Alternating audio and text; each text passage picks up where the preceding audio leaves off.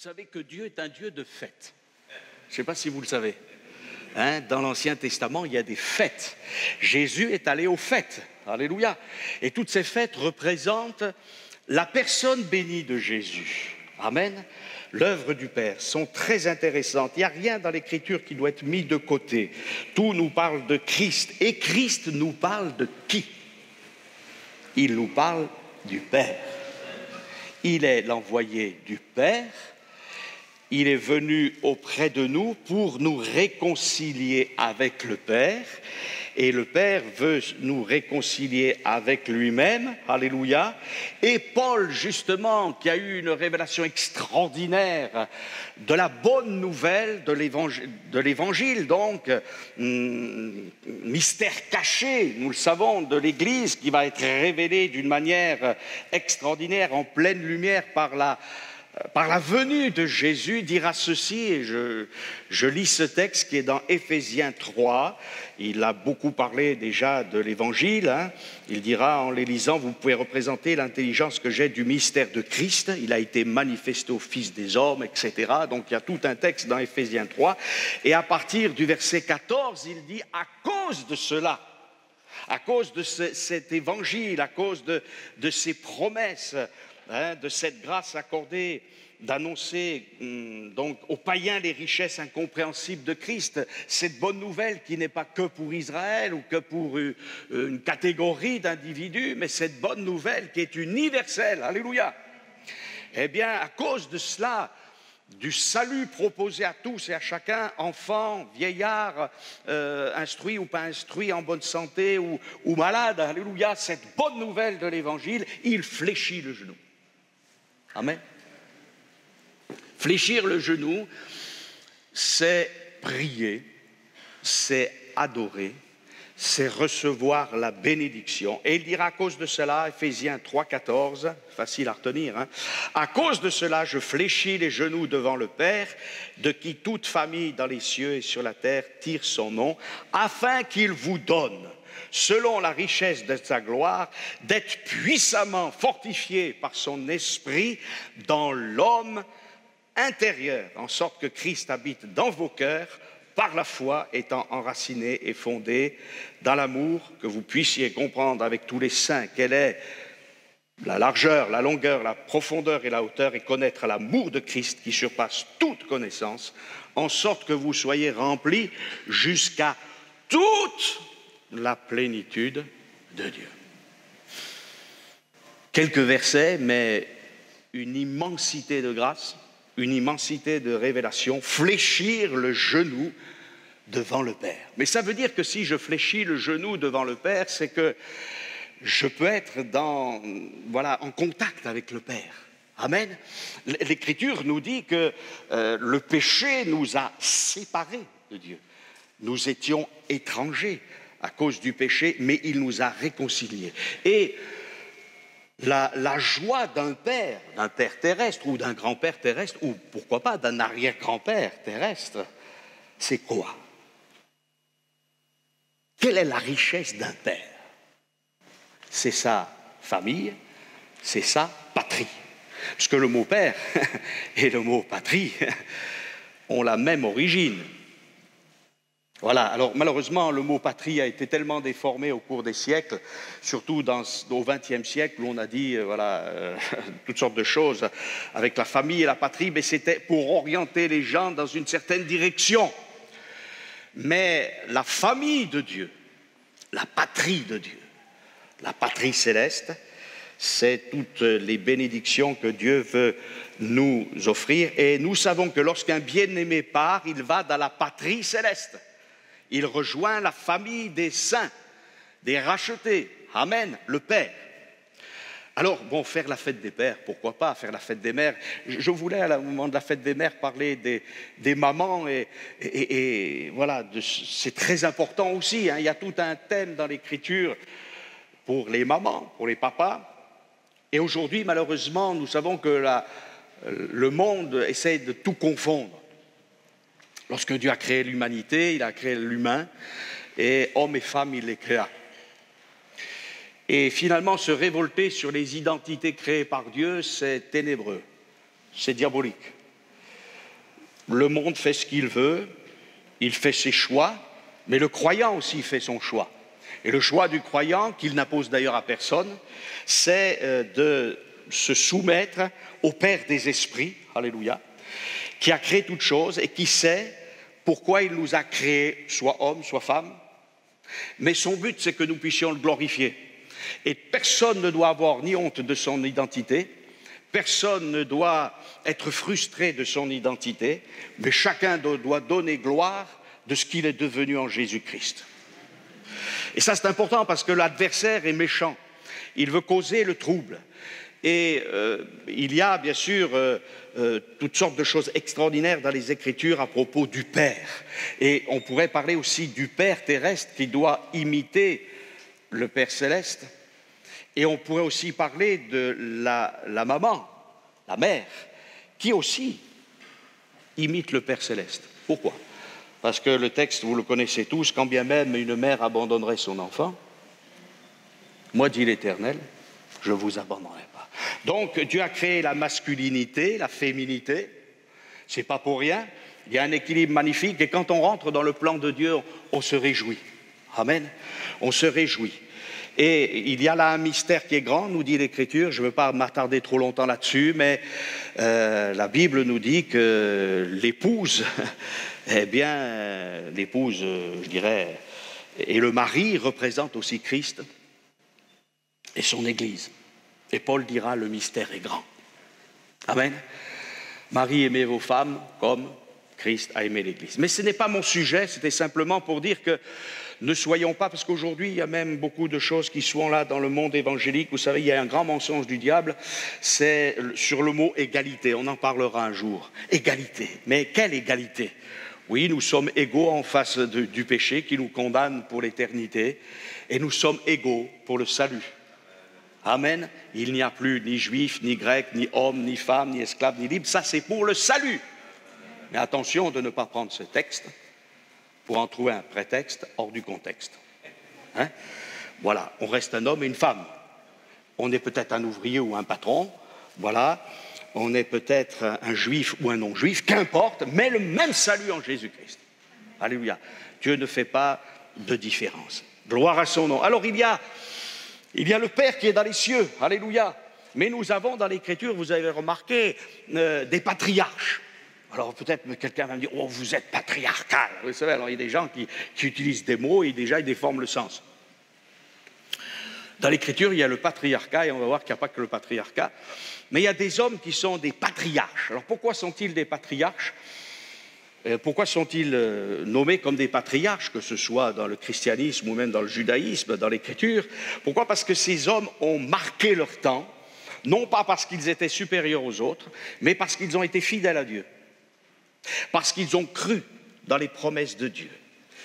Alors les patriarches des nations, avant que la nation juive soit constituée, c'est Adam, Seth, Enoch, Noé, Job. Des hommes qui sont en relation avec Dieu, qui ne sont pas parfaits, mais c'est des hommes qui ont choisi le camp de Dieu. Amen, la foi. Et puis viendra les patriarches d'Israël, et il y a 4 patriarches très importants en Israël qui sont des images du Messie, et la tradition dit, et c'est beau quelque part, c'est que ces 4 patriarches représentent les 4 pieds du trône du Messie. Abraham, Isaac, Jacob et David. Amen. Abraham pour sa foi et sa miséricorde.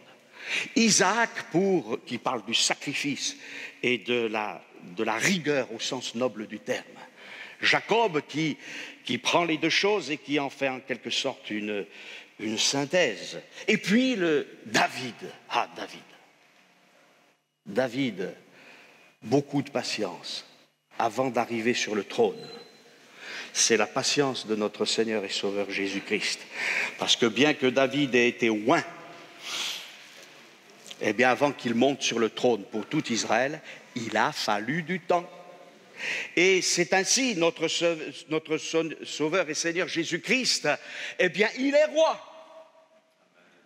Mais il a encore méprisé avec une équipe, excusez-moi, d'hommes et de femmes qu'il a récupérés, comme ça, hein, comme David. Je vais dire quelque chose, hein, mais ne le prenez pas mal, parce que j'en fais partie, l'équipe de bras cassés. Hein, des gens qu'il a pris, mais alléluia, des gens qui ont cru. Hein, et ces gens croient qu'il est le roi. Hein, voilà. Mais il n'est pas encore sur le trône, il n'est pas encore glorieux, mais David finira sur le trône. Amen.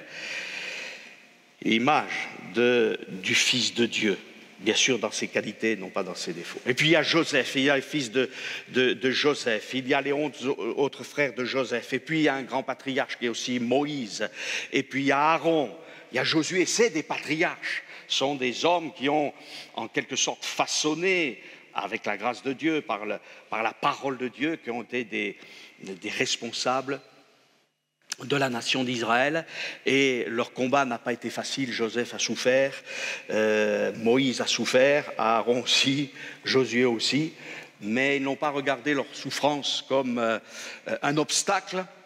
Ils ont été dans la foi, et nous devons imiter leur foi. Alors je voulais un peu introduire tout cela, parce que ça c'est les patriarches, mais s'ils sont patriarches, c'est parce qu'il y a un père. Et le Père, dans l'Écriture, c'est celui qui doit pourvoir. Il pourvoit. Voilà. C'est ce Dieu. Dans l'Ancien Testament, il n'y a pas beaucoup de références au Père, mais il y en a quand même quelques-unes. Parce que certains chrétiens qui méprisent l'Ancien Testament disent le Père, c'est dans le Nouveau, il n'y en a pas dans l'Ancien. C'est faux. Méfions-nous de tels propos. Hein? Non, il y a des textes. Mais il y a aussi, avant de parler de Dieu notre Père, le sujet est inépuisable et ce matin je ne dirai pas tout sur notre Père, mais il y a aussi les matriarches. Eh oui, des femmes de Dieu qui ont joué leur rôle là où il fallait, des femmes avec du tempérament, comme il y a des hommes de tempérament. Voilà, il y a Sarah, elle avait un peu de tempérament, Sarah. Rebecca aussi. Voilà, Léa aussi, elle avait du tempérament. Rachel, elle était plus douce. Hein. Voilà les 4 matriarches d'Israël qui ont joué un rôle et qui... Voilà, Rebecca qui sent bien qu'Ésaü, c'est pas sur lui qu'il faut... il faut que la promesse continue. Voilà. Et donc, c'est comme ça. Dieu dira à Abraham, obéis, fais ce qu'elle te demande. On expliquera un jour ce texte. Fais ce qu'elle te demande. Donc voilà, et Abraham n'a pas obéi à Sarah, mais Abraham est allé consulter Dieu et a dit, Sarah, il faut que... Voilà, donc chasse l'esclave. C'était dur, mais il y a tout un contexte qu'il faut bien comprendre. Il faut bien comprendre. Pourquoi Ésaü d'ailleurs a été rejeté aussi, c'est qu'il a méprisé le Père. C'est très grave ce qu'il a fait, Ésaü. Je vais parler de ça un petit peu parce que c'est très grave ce qu'il a fait. Des fois on dit Jacob c'est un roublard. Oui, c'est un roublard, c'est vrai, il a pris la bénédiction. Mais vendre son droit d'aînesse pour une soupe, c'est très grave. Il a méprisé son père. Vous comprenez ce que je veux dire? Parce que c'était l'aîné qui devait s'occuper du père. Il a fait une offense à son père et il a fait, par l'offense qu'il a faite à Isaac, il a fait offense à Dieu. C'est très grave. Plus tard, la Bible dira « Honore ton père et ta mère ». Pas simplement au moment de la fête des mères, au fête des pères. Bien sûr, ça peut être sympa, on est en famille, voilà. Il n'y a pas de mal en ça, voilà. Mais à chaque fois que nous faisons du bien aux autres, n'oublions pas qu'il y a le Père, El Shaddai, qui pourvoit tous nos besoins. Amen, il est là. Et cette offense terrible a fait qu'Ésaü a perdu la bénédiction. Heureusement, après, Jacob lui redonne la bénédiction. Voilà.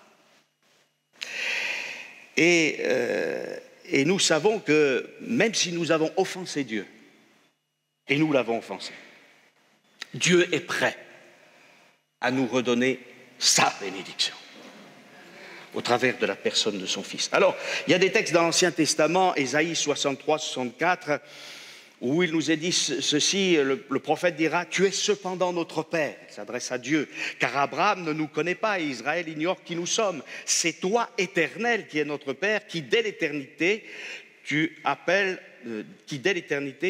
notre Sauveur. » Voilà. Donc Ésaïe, le prophète, dit, Abraham, oui, c'est sûr, c'est notre Père selon la chair, Père des promesses, etc. Mais Abraham ne nous connaît pas. Tout mère Abraham est mort, il ne peut plus intervenir. Le Père qui demeure, qui donne la vie. D'ailleurs, lorsque Dieu se présente à Moïse, Moïse lui dit, mais qui es-tu? Je suis le Dieu d'Abraham, d'Isaac et de Jacob, mais je suis le vivant. Amen, Dieu est vivant. Ceux qui nous ont précédés ont fait une œuvre admirable pour certains, et nous suivons leurs traces. Mais si nous pouvons suivre leurs traces, nous suivons surtout les traces de Christ. Le Père est vivant pour toujours, le Fils est vivant pour toujours, et l'Esprit de Dieu est vivant pour toujours. Voilà, celui même qui a goûté la mort, eh bien, ressuscité, et il est vivant. Et Isaïe 64, 8 nous dit ceci, « Cependant, ô Éternel, tu es notre Père, nous sommes l'argile, et c'est toi qui nous as formés. » Amen. Nous sommes tous l'ouvrage de tes mains. Amen. Dans la création, mais dans la rédemption. Bien sûr qu'un jour, notre maman nous a mis au monde et il y a eu un cri, alléluia. On a eu le premier souffle, mais un jour, il y a eu un second souffle. Quand on a demandé pardon pour nos péchés et qu'on est devenu, comme dit Jésus à Nicodème, une nouvelle création. Alors si quelqu'un n'est pas devenu une nouvelle création, qu'il le devienne ce matin en demandant pardon pour ses péchés, Malachie chapitre 2 verset 10 nous dira ceci, n'avons-nous pas tous un seul Père? N'est-ce pas un seul Dieu qui nous a créés? Pourquoi sommes-nous infidèles l'un envers l'autre en profanant l'alliance de nos pères? Donc les prophètes reprennent bien sûr le discours divin pour ramener Israël à son Dieu. Et voilà pourquoi il est notre Père. Ce n'est pas simplement un créateur, ce n'est pas simplement quelqu'un de puissant, le Dieu très haut, il est un Père. Bien sûr, aujourd'hui, il y a la démission des pères. Voilà. Et puis, parfois, on peut s'occuper en tant que père, vous savez, il y a des pères qui sont comme ça ou des mères qui sont comme ça. Qu'est-ce que tu veux, mon chéri? Tu veux la dernière console vidéo? Tu veux ceci, cela? Alors, du point de vue matériel, les derniers vêtements de marque, voilà. Et puis, les enfants, ils se sentent seuls. Parce que c'est autre chose qu'ils attendent des parents. Bien sûr, il faut leur donner la nourriture, le vêtement, etc. Mais parfois, on leur donne des choses dont ils n'ont pas franchement besoin. Et il y a une nourriture qui est absente. Or, notre Dieu a donné la manne à Israël. Mais il savait que cette manne n'était pas suffisante. Et parce qu'il était Père, il a envoyé le pain vivant descendu du ciel, qui s'appelle Jésus. Et c'est juste ce Jésus dont nous avons besoin. Le Père nous a donné son Fils. Alléluia. Et il y a quelque chose d'extraordinaire parce que dans le livre des Chroniques, Dieu dira à David, ce n'est pas toi qui construiras le temple. Dieu a donné à David, David a pris tous les matériaux, beaucoup des grands responsables d'Israël, David compris, ont donné de l'or, de l'argent, enfin le peuple a tout donné. Et la Bible nous dit que dans son esprit, c'est expliqué dans le livre des Chroniques, David va même avoir le plan du temple, etc. Par son esprit, ce n'est pas lui qui va le construire. Mais Dieu dira ceci, voilà, 1 Chronique 28, il m'a dit, Salomon, ton fils bâtira ma maison et mes parvis, car je l'ai choisi pour mon fils et je serai pour lui un père. Amen. Et ce texte qui est bien sûr pour Salomon, il est multiplié par 1 milliard dans le Nouveau Testament. Dieu veut faire de nous ses fils et ses filles. Nous avons été séparés de lui par le péché. Nous avons été soumis à la puissance du diable, du péché, de la maladie, de la mort. Mais le don du Père est venu pour nous arracher à notre vaine manière de vivre. Alors, nous avons un seul Père au sens absolu du terme. Bien sûr, nous avons notre papa, si c'est un vrai papa, parce qu'il y a des gens, ils ont des géniteurs, mais ils n'ont pas des papas, malheureusement. Mais voilà, il y a Il y a ceux qui nous ont... Voilà. Et puis on peut avoir, c'est vrai, Paul dira à Timothée, voilà, c'est mon enfant dans la foi. Mais bien sûr, il y a un danger. Vous savez que l'Église catholique romaine a développé tellement cela qu'il y en a des pères, hein, même des pères qui n'ont rien fait pour la vie spirituelle de ceux, soi-disant, dont ils sont les pères. Hein, voilà. Donc c'est un danger. C'est pour ça que Jésus n'appelait personne père. Hein. Voilà. Un seul est père, un père dans le domaine absolu, créateur, qui pourvoit à tous nos besoins. Alors Jésus le dira, et n'appelez personne sur la terre votre père. Car un seul est votre Père, celui qui est dans les cieux. Amen. C'est une distinction. Et puis Jésus fait la distinction aussi entre le fait qu'il est le Fils du Père et que nous sommes les fils et filles du Père. Hein? C'est une distinction qu'il fait après sa résurrection notamment. Pourquoi? Distinction entre la filiation divine absolue et l'adoption. Amen. Nous sommes fils et filles de Dieu au sens créature de Dieu, parce que c'est Dieu qui nous a créés. Mais nous nous sommes mis sous la juridiction terrible de l'adversaire par le péché, et Christ, il a fallu que Christ meure pour que Dieu nous adopte en Jésus-Christ. Amen. Et nous sommes enfants de Dieu, nous le verrons. Alléluia, on va le revoir ça. Hein. Jésus dira à Marie, Jean 20, 17, Jésus lui dit, ne me touche pas, car je ne suis pas encore monté vers mon Père. Mais va trouver mes frères et dis-leur que je monte vers mon Père et votre Père, vers mon Dieu et votre Dieu. Il fait la distinction, mais il rassemble tout ça. Alléluia. Et c'est pour cela que la Bible nous dit qu'il est notre frère aîné. Amen. Il est notre frère aîné. Ce divin frère, sur le calvaire, est mort pour l'homme pécheur, dit le cantique. Amen. Alors, nous nous approchons de Dieu. La bonne nouvelle développe cette notion de Dieu qui n'est pas simplement un créateur, un rédempteur, quelqu'un qui intervient pour nous sauver d'une détresse, mais quelqu'un avec lequel nous sommes avec un sentiment profond, pas du sentimentalisme, vous voyez, quelque chose qui est un peu mièvre. Non, quelque chose de profond, quelque chose d'extraordinaire. Dieu, mon Père, mais je ne le mérite pas. Il a fallu que le prix payé au calvaire soit d'une valeur exceptionnelle pour que je puisse être appelé enfant de Dieu. Et je cite ce texte, parce qu'il faut absolument le citer, première épître de Jean, chapitre 3, verset 1er, « Voyez quel amour le Père nous a témoigné pour que nous soyons appelés enfants de Dieu. » Et Jean dit, « Et nous le sommes. Si le monde ne nous connaît pas, c'est qu'il ne l'a pas connu. Et nous le sommes au travers de l'œuvre parfaite de Jésus. » Oui, Christ s'est abaissé au plus bas, le Dieu très haut s'est abaissé au plus bas pour prendre le plus vil des pécheurs, c'est-à-dire moi, et m'extraire de cette boue du péché pour me purifier et pour me faire asseoir avec vous dans les lieux célestes. En Jésus-Christ, le Père. On comprend qu'un des disciples ait dit « Montre-nous le Père et cela nous suffit ». Des fois on dit ils exagèrent, mais quelque part, ils avaient envie de voir la gloire de Dieu. Et c'est comme Pierre, Jacques et Jean qui sont là-haut sur la montagne, qu'est-ce que vous voulez, on comprend, hein, ils avaient envie de s'installer. Hein. Mais on va bientôt s'installer, mes frères et sœurs, mais pas avec des tentes. Mieux que ça. Voilà. Ça ne sera même pas sur la plus haute montagne, ça sera sur la sainte montagne de Dieu. Donc, c'est petit parfois ce qu'on fait, hein, nous. Alors Jésus nous dit aussi que, et c'est très important ça, quel rapport avons-nous avec ce Dieu Père? Parfois on parle beaucoup de Jésus, nous avons raison, mais évidemment c'est notre intermédiaire, c'est le Fils de Dieu, c'est le don de Dieu, mais on oublie un peu le Père. On l'oublie un peu des fois. Hein. Et non, il y a un Père qui nous aime, et qui donne, et qui donne, et qui donne. Et nous devons bénir le Père dans le nom de Jésus. Il est là. Et mon frère, ma sœur et moi-même, hein, ça m'interpelle ces textes. Je me dis que nous puissions aimer Dieu Parce qu'il nous a tellement aimés. Bien sûr, nous savons que même si on l'aime beaucoup, on ne sera jamais à la mesure de son amour.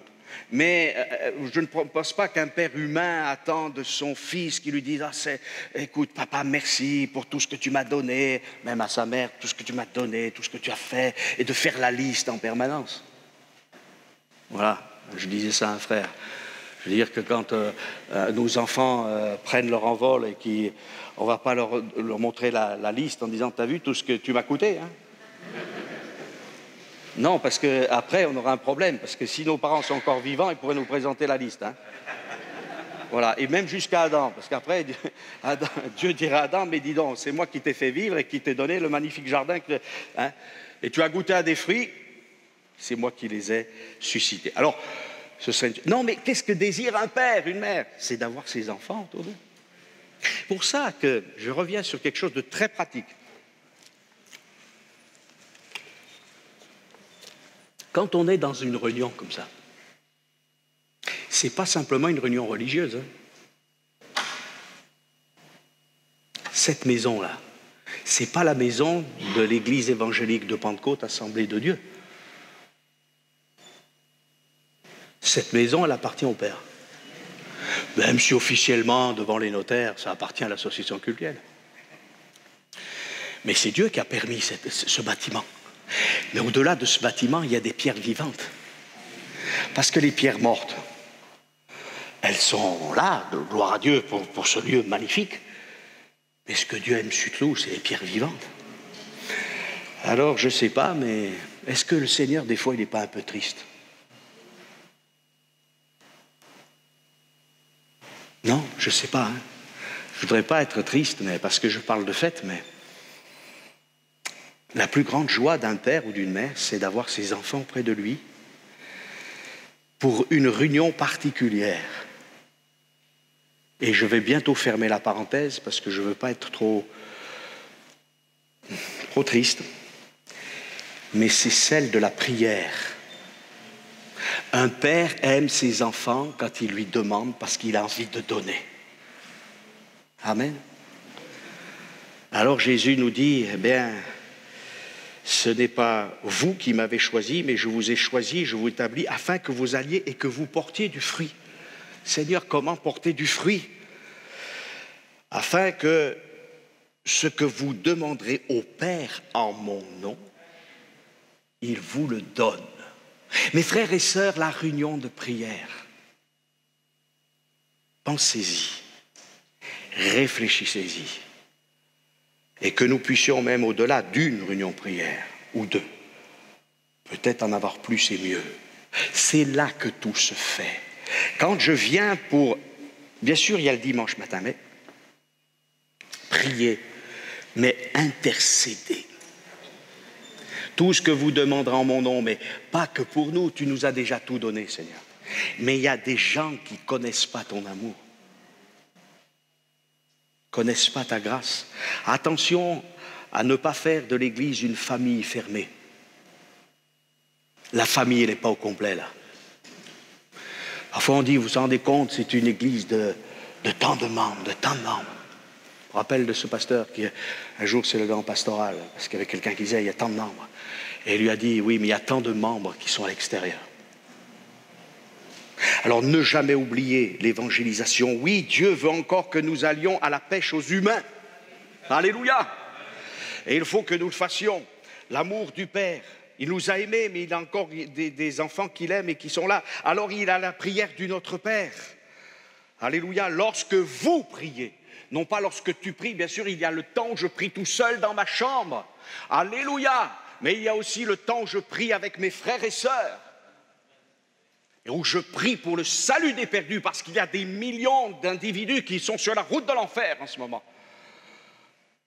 Et notre responsabilité, c'est de prier pour les coupables, comme l'a fait Jésus, et c'est écrit dans Isaïe 53. Donc, la prière, non pas la prière simplement quand les choses vont mal, mais même quand tout va bien pour moi, je veux prier pour ceux qui sont dans la détresse. Priorité des priorités. Oui, nous devons prier pour nos bien-aimés qui sont en Christ, pour que Dieu les bénisse. Mais ceux qui ne sont pas en Christ, nous devons vraiment intercéder pour qu'ils soient sauvés. C'est le but de l'Église. Alors mes frères et sœurs, qu'un temps de réveil vienne, pas que pour l'Église d'Avignon, pour notre pays de France. Ne regardons pas toujours en arrière. Ce que Dieu a fait autrefois, c'est magnifique, il faut s'en souvenir, il ne faut jamais l'oublier. Mais il y a ce qui est devant nous. Amen. Et le Père est là. Voyez de quel amour, mais le Père attend encore, le royaume du Père. Voilà, il y a donc ce texte où il nous est dit ceci, c'est très important. Je lis ce texte, c'est dans Luc chapitre 22 au verset 29. Jésus dit, c'est pourquoi je dispose du royaume en votre faveur. Amen. Comme mon Père en a disposé en ma faveur. Je ne sais pas si on réalise. Quand on voit ce que Dieu a fait pour Jésus lorsqu'il était sur la terre, et Jésus nous dit que là, il y a une grâce pour nous, c'est qu'il dispose du royaume en notre faveur. Pour qu'il se fasse au nom de ton saint serviteur Jésus des prodiges, des miracles, qu'il y ait des gens qui soient guéris, délivrés, alléluia, baptisés du Saint-Esprit. Et mes frères et sœurs, il ne faut pas qu'on se recroqueville. Pas plus de corona. On ne va pas se confiner, faire de l'autoconfinement. Sinon, c'est la déconfiture. Voilà. Il faut qu'on sorte. Et puis le don du Saint-Esprit. Mes frères et sœurs, vous qui n'êtes pas baptisés du Saint-Esprit, faites une priorité dans vos vies de la recherche du baptême du Saint-Esprit. Alléluia. Priorité des priorités. Amen. Sans vous perturber. J'ai un Père qui m'aime. Il a envoyé son Fils pour que je sois baptisé du Saint-Esprit. Alléluia. Et Jésus le dit, Jean 14, 16, et moi je prierai le Père. Alléluia. Il prie, Jésus prie. Alors il faut qu'on prie, nous, si on veut l'imiter. Et il vous donnera un autre consolateur, afin qu'il demeure de temps en temps avec vous. Non, afin qu'il demeure éternellement avec vous. Voilà ce que fait le Père. Il a donné son Fils, mais il a donné son Esprit. Ne l'oublions pas. Alors on ne veut pas simplement être des pentecôtistes de nom. En disant, nous croyons qu'en acte 2, ils ont été baptisés du Saint-Esprit. Ils l'ont été, bien évidemment. Mais aussi, le Père veut nous donner. Et Jésus le dira, méchants comme vous l'êtes, il n'était pas très tendre, le Seigneur, toujours. Mais il dira aux gens, méchants comme vous l'êtes, vous savez donner quand même de bonnes choses à vos enfants. À combien plus forte raison le Père donnera-t-il son esprit à ceux qui le lui demandent. Alors demandez. Alléluia. Et n'écoutez pas la voix de l'adversaire qui nous dit, tu n'es pas assez saint, tu n'es pas assez celui. Voilà. Non, tenez-vous devant Dieu et c'est une grâce. Amen. Et puis si Dieu nous dit des choses, on en tient compte. Alléluia. Et on sait comment ça se passe avec sa bonté et sa fidélité. Alléluia. Alors la fête du Père, parce que je veux terminer par la fête du Père. Amen. Et c'est assez intéressant de voir la fête du Père. Parce que la fête des pères, c'est les fils qui donnent pour les pères. Mais bien sûr, Dieu, c'est toujours à l'envers, il faut le dire. La fête du Père, c'est le Père qui donne pour ses enfants. Ah mais alors bien sûr, la fête du Père, elle est où, la fête du Père? Elle est dans les évangiles, dans un texte qu'on prêche, qu'on aime prêcher, magnifique. Il y a un frère dans le ministère, il a écrit un livre sur ce texte, voilà. Et c'est un évangéliste, mais même si on n'est pas évangéliste, on a envie d'évangéliser avec ce texte. Et puis on est tous des évangélistes, après tout. À force de saucissonner tous les ministères. Un témoin, c'est un évangéliste. Il évangélise. Du moins, il évangélise. Alors c'est Luc chapitre 15. Et je vais terminer par ça. Donnez-moi encore quelques minutes. Enfin, je pense qu'on a un peu le temps. Et c'est assez intéressant parce qu'il est dit... Luc 15, 11, il dit encore, il a parlé de la drachme perdue, de la brebis perdue, mais ça va crescendo, un objet, un animal, et mais non, c'est des êtres humains. La pédagogie divine extraordinaire. Et Jésus dit encore, un homme avait 2 fils. Moi, si j'avais écrit, mais ce n'est pas moi qui ai écrit, j'aurais mis un père avait 2 fils. Mais non, pas vous. Mais là, il dit un homme. Alors, ce qu'il faut savoir, c'est que dans l'Écriture, et particulièrement dans l'Ancien Testament, lorsqu'il est dit il y avait un homme, c'est le mot homme, qu'on traduit par homme, ça veut dire quelqu'un avec une renommée. Voilà, il y avait un homme nommé Job. Voilà. Et il y a d'autres textes, on ne va pas s'attarder là-dessus. Il y avait un homme. Oui, pour l'instant, c'est un homme. Mais il va falloir que les deux fils le découvrent comme le père.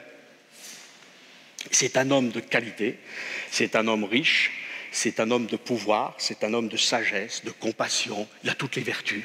Parce que cet homme-là, en fait, ce n'est pas un homme ordinaire, ça représente le père. Nous le savons. Et il y a les deux catégories d'individus, celui qui veut mener joyeuse et brillante vie et le religieux. Et les deux, ils sont en rapport avec un homme. Mais ils ne sont pas en rapport avec un père. Et ça, c'est le danger. Un homme qui les a engendrés, oui, c'est leur père, mais ils ont un rapport de commerce avec lui. Ah oui, hein, même le fils aîné. Hein. Alors le premier... Et d'ailleurs, finalement, il ne l'honore pas comme un père. C'est ce que reproche Ésaïe au chapitre 1er. Où est l'honneur qui m'est dû? Est-ce que je suis un père ou est-ce que je suis celui qui donne les bénédictions? La religion nous apprend cela. Le bon Dieu.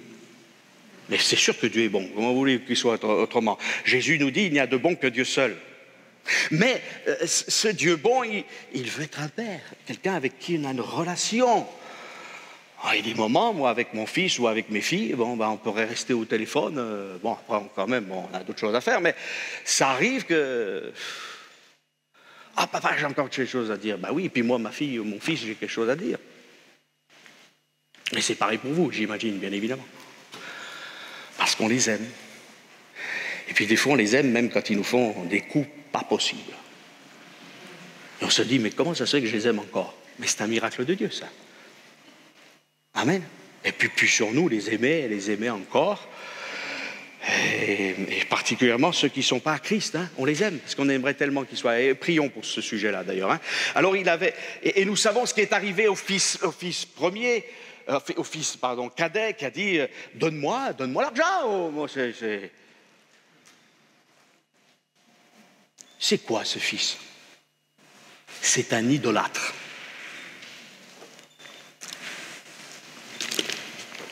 Vous allez me dire comment vous savez que c'est un idolâtre? Parce que l'amour de l'argent, c'est une idolâtrie.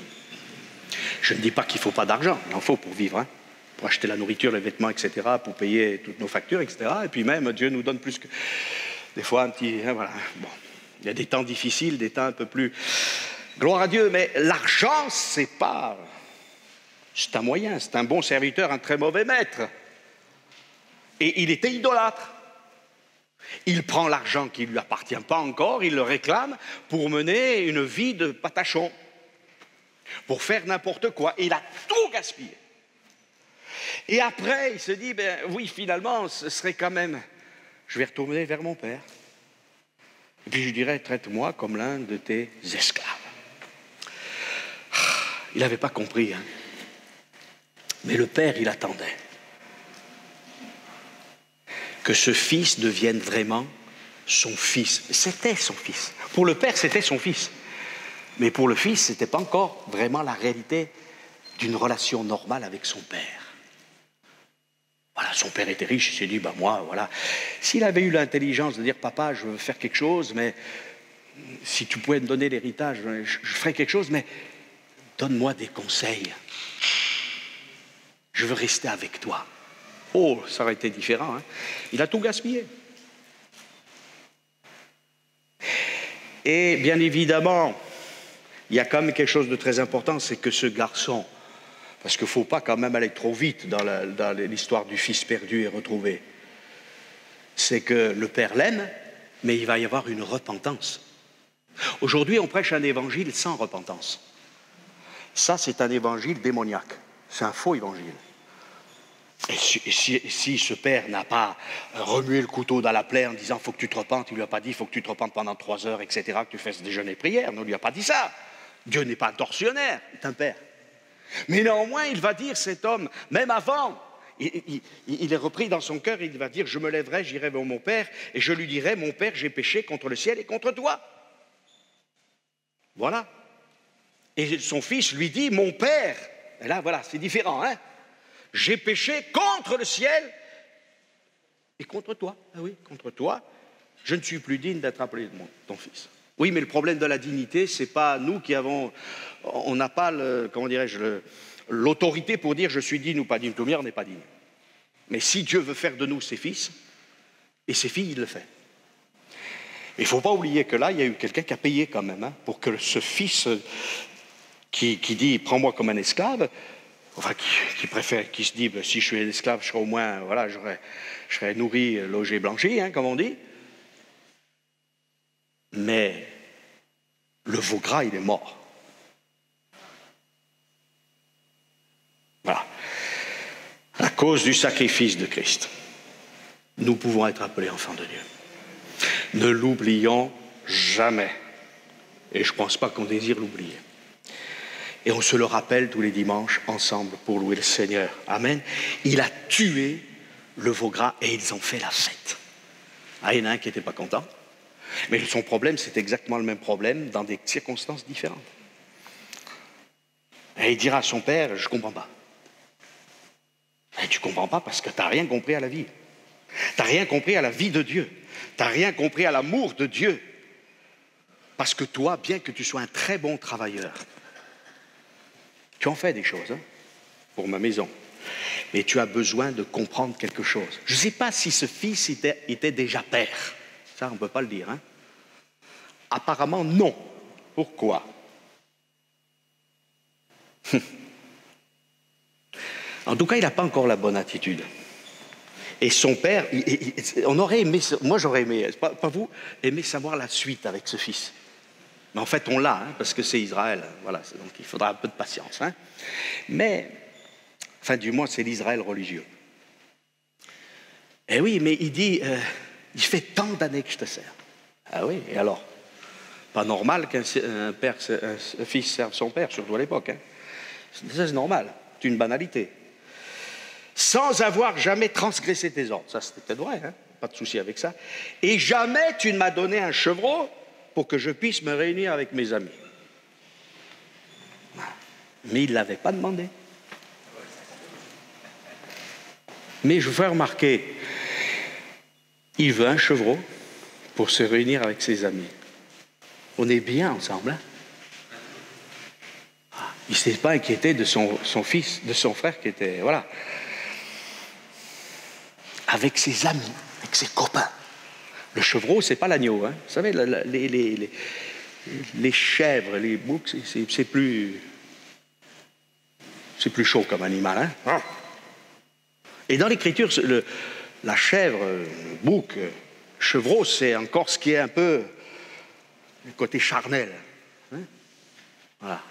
Jean-Baptiste n'a pas dit, voici le chevreau qui ôte le péché du monde, et les agneaux. Et les bergers, ils savent très bien qu'entre des brebis et des chèvres, c'est pas pareil, regardez. Hein. Un chevreau, c'est très bon un chevreau, hein, d'ailleurs. Moi, j'en ai mangé une fois. Très bon. Avec mes amis. Mais t'as pas encore une relation avec le Père. Hein. La religiosité. C'est terrible. Alors, ils avaient besoin d'apprendre qu'il y avait un Père.